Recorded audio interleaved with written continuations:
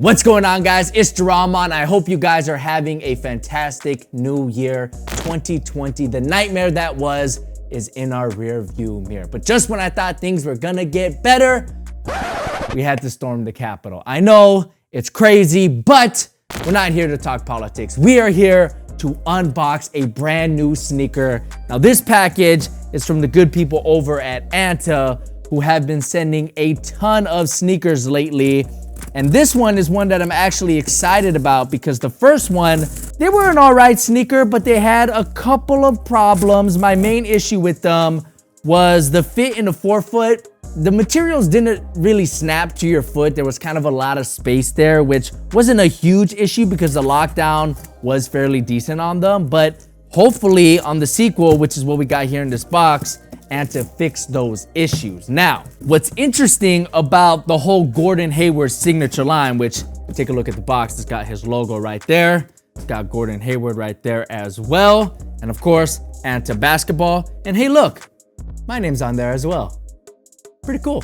But like I was saying, what's interesting about the Gordon Hayward signature line from ANTA was when ANTA originally signed him, you know, Hayward was just getting on the Celtics with that team with Kyrie, Jason Tatum, Jaylen Brown, Al Horford. I mean, there was a lot of eyes on that team. There were a lot of expectations as well. So I'm assuming the expectation on signing Gordon Hayward was like, hey, you know, Jason Tatum, Kyrie, these guys are big sneakerheads. You know, there's gonna be a lot of tension on the footwear surrounding this team, and the team is gonna be relevant, right? We all thought that Celtics squad was gonna make a deep playoff run, but as we all know, things kind of went sideways in a lot of different ways, with the main piece being, you know, Gordon Hayward got severely injured, and he never really did get back on track to the player that, you know, they originally signed.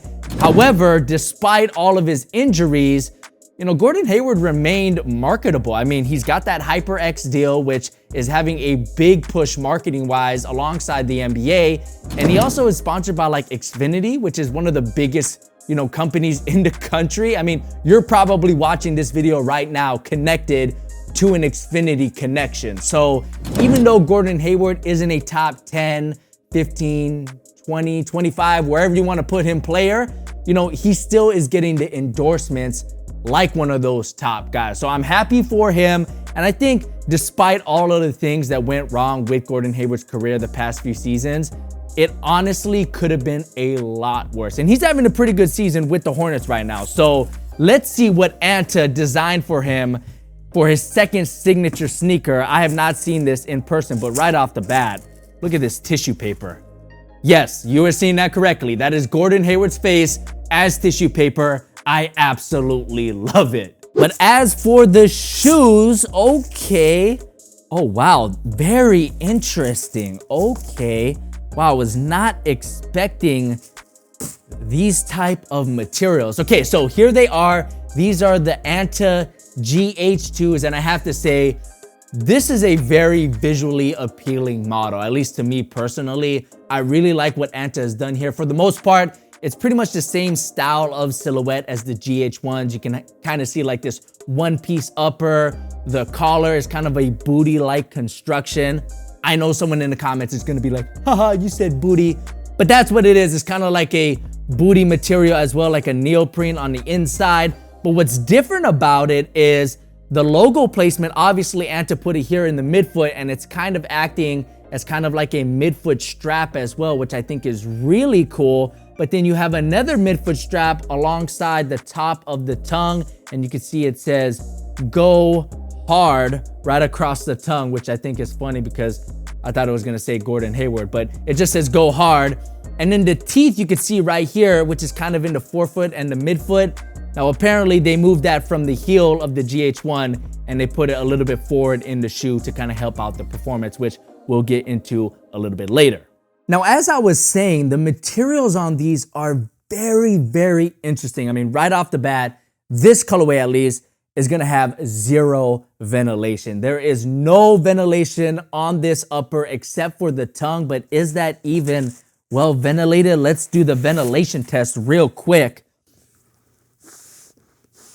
Yes, okay, so the tongue is an open mesh material, and I do feel some airflow escaping through it. So that makes a lot of sense because heat rises, right? So having the ventilation on the top does make sense. But as for the rest of the upper, it's this interesting like synthetic material that I don't really know if we've seen on another sneaker, at least in recent memory, but it is fairly soft and thin. It kind of has like a satin or matte-like finish. It's hard to kind of describe, but when you feel it, it's very smooth. It's not stiff whatsoever, so it feels like the break-in time with these isn't going to be a ton.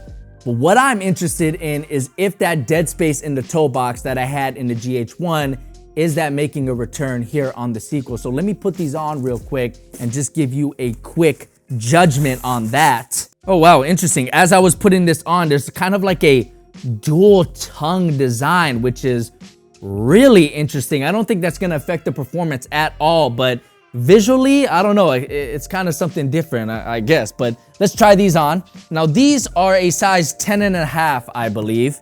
Yep, 10.5. And you know what? Okay, so just trying these on for a quick 20-30 seconds, I can already feel the improvement in the materials. The top part of the shoe, it is snapping to my foot a little bit better than the GH1s. It's not amazing. It's not like a snug one-to-one fit, mainly because I do think that these fit a little long. So if you're looking to get these, I would go down half a size. Now, the problem with that is, and ANTA shoes are kind of notorious for this, the midfoot is pretty narrow. I can really feel like a high arch here in the midfoot. So if you're gonna go down half a size, it's gonna be even more narrow. So if you consider yourself to have a wide foot, you might just wanna go true to size and deal with that dead space. And hopefully the lockdown, which was great on the GH1, is just as good or better, because as we talked about earlier, this midfoot strap integrated with the logo, that should provide more lockdown. And I'm already seeing a lot more elements here that are gonna make me think that the lockdown is better than its predecessor. So hopefully the lockdown is just as good to kind of mitigate that extra space that you're getting in the front of your toes. But as for the sides and the top, the materials on the GH2 are an improvement fit-wise.